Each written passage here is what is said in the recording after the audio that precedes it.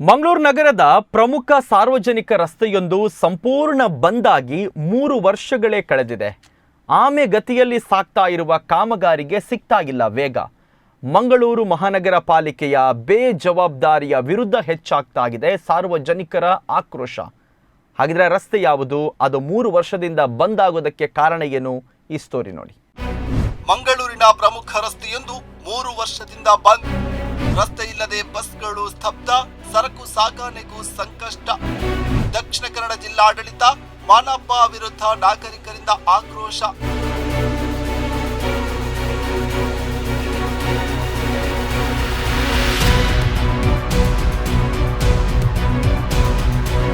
ಮಂಗಳೂರು ನಗರದ ಪ್ರಮುಖ ಸಂಪರ್ಕ ರಸ್ತೆಯೊಂದು ಕಾಮಗಾರಿಯ ನೆಪದಲ್ಲಿ 3 ವರ್ಷದಿಂದ ಸಂಪೂರ್ಣ ಸ್ತಬ್ಧವಾಗಿದೆ.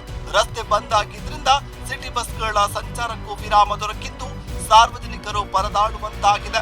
ಸರಕು ಸಾಗಾಣಿಕೆ ಸೇರಿದಂತೆ ತುರ್ತು ಸಮಯದಲ್ಲಿ ನಾಗರಿಕರು ಅಲೆದಾಡುವಂತಾಗಿದೆ.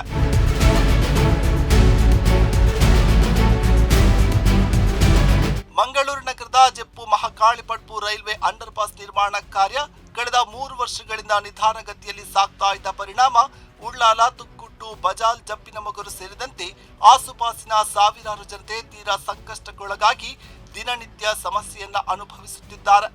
ಕೇರಳ ರಾಜ್ಯದಿಂದ ಹಿಡಿದು ಉಳ್ಳಾಲ, ತಲಪಾಡಿ, ತೊಕ್ಕೊಟ್ಟು, ಕೊನಾಜೆ, ಬಜಾಲ್, ಜಪ್ಪಿನಮೊಗರು ಸೇರಿದಂತೆ ಆ ಭಾಗದ ಸಾವಿರಾರು ಜನತೆಗೆ ತಮ್ಮ ಉದ್ಯೋಗ, ಶಿಕ್ಷಣ, ಆರೋಗ್ಯಕ್ಕೆ ಸಂಬಂಧಿಸಿದ ದೈನಂದಿನ ಕೆಲಸ ಕಾರ್ಯಗಳಿಗೆ ಮಂಗಳೂರು ನಗರಕ್ಕೆ ಪ್ರವೇಶಿಸಲು ಜಪ್ಪುಪಟ್ಟಣದಿಂದ ಮಹಾಕಾಳಿಪಟ್ಟು ಮಾರ್ಗವಾಗಿ ಮಂಗಳಾದೇವಿ ದೇವಸ್ಥಾನದ ರಸ್ತೆಯ ಮೂಲಕ ನಗರಕ್ಕೆ ಸಂಪರ್ಕಿಸುವ ಈ ಮುಖ್ಯ ರಸ್ತೆಯನ್ನೇ ಅವಲಂಬಿಸಬೇಕಾಗುತ್ತದೆ.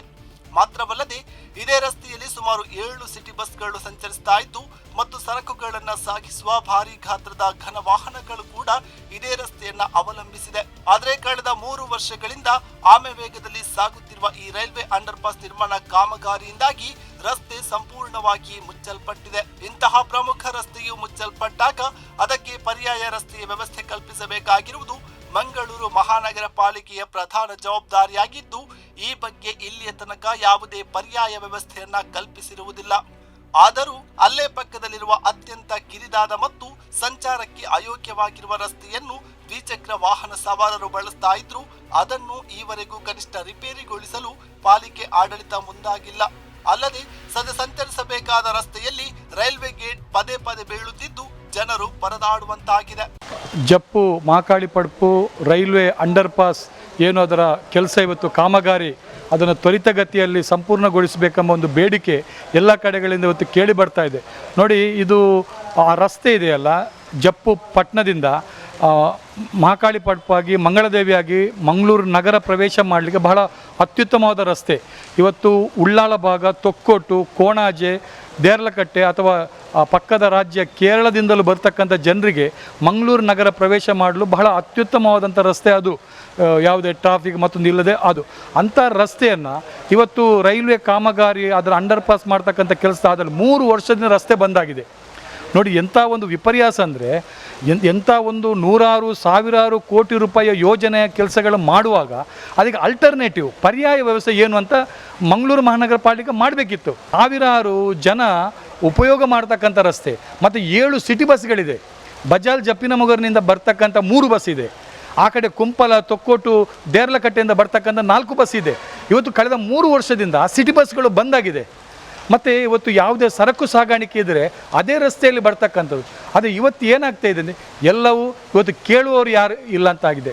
ಮಂಗಳೂರು ಮಹಾನಗರ ಪಾಲಿಕೆ ಜವಾಬ್ದಾರಿ ಅಂತ ನಾವು ಹೇಳ್ತಾ ಇದ್ದೇವೆ. ತಾತ್ಕಾಲಿಕವಾಗಿರುವ ಕಿರಿದಾದ ರಸ್ತೆಯಲ್ಲಿ ಸಣ್ಣ ತೋಡಿದ್ದು ಅದರ ಮೇಲಿರುವ ತುಂಡಾಗಿರುವ ಚಪ್ಪಡಿ ಕಲ್ಲಿನ ಮೇಲೆ ಕೇವಲ ದ್ವಿಚಕ್ರ ವಾಹನಗಳು ತಮ್ಮ ಜೀವವನ್ನ ಪಣಕ್ಕಿಟ್ಟು ಅಪಾಯಕಾರಿ ಸನ್ನಿವೇಶದಲ್ಲಿ ಸಂಚರಿಸಬೇಕಾದ ಅನಿವಾರ್ಯತೆ ಸೃಷ್ಟಿಯಾಗಿದೆ. ಈ ಕಿರಿದಾದ ರಸ್ತೆಯ ಇಂಟರ್ಲಾಕ್ ಕೂಡ ಎದ್ದು ಸಂಪೂರ್ಣ ಸಂಚಾರಕ್ಕೆ ತೊಡಕಾಗಿದ್ದರೂ ಮಾನಪ್ಪ ಆಡಳಿತ ಮಾತ್ರ ಜನವಿರೋಧಿಯಾಗಿ ವರ್ತಿಸ್ತಾ ಇದೆ. ಒಟ್ಟಿನಲ್ಲಿ ಈ ರಸ್ತೆಯಲ್ಲಿ ರಿಕ್ಷಾ, ಕಾರು, ಬಸ್, ಲಾರಿ ಇನ್ನಿತರ ವಾಹನಗಳ ಸಂಚಾರವಿಲ್ಲದೆ ಸಾವಿರಾರು ಜನತೆ ಪ್ರತಿನಿತ್ಯ ಪರಿತಪಿಸುವಂತಾಗಿದೆ. ಸದ್ಯ ಈ ರಸ್ತೆಗೆ ಬದಲಿಯಾಗಿ ಮಾರ್ನಮಿಕಟ್ಟಿಯಿಂದ ನೇರವಾಗಿ ಜಪ್ಪಿನಮೊಗರಿಗೆ ಹಾದು ಹೋಗುವ ರಸ್ತೆ ಇದ್ದು ಇದರಲ್ಲಿ ರಿಕ್ಷಾ, ಕಾರು ಇನ್ನಿತರ ವಾಹನಗಳು ಬಂದರೆ ಜಪ್ಪಿನಮೊಗರಿನಲ್ಲಿ ಟ್ರಾಫಿಕ್ ಪೊಲೀಸರು ದಂಡವನ್ನು ವಿಧಿಸ್ತಾ ಇದ್ದಾರೆ. ಒಂದು ಕಡೆ ರೈಲ್ವೆ ಅಂಡರ್ ಪಾಸ್ ನಿರ್ಮಾಣ ಕಾರ್ಯದ ನಿಧಾನಗತಿ, ಮತ್ತೊಂದೆಡೆ ಪರ್ಯಾಯ ರಸ್ತೆಯೇ ಇಲ್ಲವಾಗಿ ಕಳೆದ 3 ವರ್ಷಗಳಿಂದ ಜನತೆ ತೀವ್ರ ಸಂಕಷ್ಟವನ್ನ ಅನುಭವಿಸುವಂತಾಗಿದೆ. ಇತ್ತೀಚೆಗೆ ರೈಲ್ವೆ ಕೆಳ ಸೇತುವೆ ನಿರ್ಮಾಣಗೊಳ್ಳುವ ಸಂದರ್ಭದಲ್ಲಿ ಕುಸಿತಗೊಂಡಿರುವ ಕಾರಣ ಘಟನೆ ನಡೆದ ನಂತರ ಈ ನಿರ್ಮಾಣ ಕಾಮಗಾರಿಯು ಅವೈಜ್ಞಾನಿಕ ಮತ್ತು ಕಳಪೆ ಮಟ್ಟದಿಂದ ಕೂಡಿದೆಂಬ ಆರೋಪಗಳು ಕೂಡ ಕೇಳಿ ಬಂದಿದೆ. ಈಗ ಅಂತ ಪ್ರಮುಖ ರಸ್ತೆ ಬಂದಾಯ್ತಲ್ಲ 3 ವರ್ಷ, ಎಲ್ಲಿದೆ ರಸ್ತೆ? ಅಲ್ಲಿ ಒಂದು ರಸ್ತೆ ಇದೆ, ಕಿರಿದಾದಂಥ ಒಂದು ರಸ್ತೆ, ಅಲ್ಲಿ 2 ವೀಲರ್ ಮಾತ್ರ ಹೋಗ್ಲಿಕ್ಕೆ ಆಗುವಂಥದ್ದು, ರಿಕ್ಷಾ ಸಮೇತ ಹೋಗ್ಲಿಕ್ಕೆ ಆಗ್ತಾ ಇಲ್ಲ. ಅಲ್ಲಿ ಆ ಒಂದು ಏನು ಚಪ್ಪಡಿ ಕಲ್ಲು ಹಾಕಿದ್ದಾರೆ, ಆ ಚಪ್ಪಡಿ ಕಲ್ಲಿನ ಮೇಲೆ ಇದು ಭಾರಿ ದೊಡ್ಡ ರೀತಿಯಲ್ಲಿ ಜೀವವನ್ನು ಕೈಯಲ್ಲಿ ಹಿಡ್ಕೊಂಡು ಅಲ್ಲಿ ಹೋಗಬೇಕಾಗುತ್ತೆ.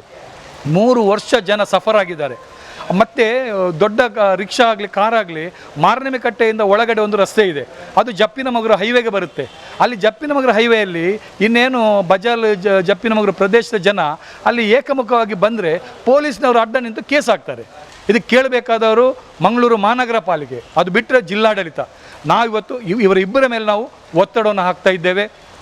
ಯಾವುದೇ ಕಾರಣಕ್ಕೂ ಆದಷ್ಟು ಬೇಗ ನೀವು ಕೆಲಸವನ್ನು ಸಂಪೂರ್ಣಗೊಳಿಸಿ ಆ ರಸ್ತೆಯನ್ನು ಸುಗಮ ಸಂಚಾರಕ್ಕೆ ಅನುವು ಮಾಡಿಕೊಡ್ಬೇಕಂತ ನಾವು ಕೇಳ್ಕೊಳ್ತಾ ಇದ್ದೇವೆ.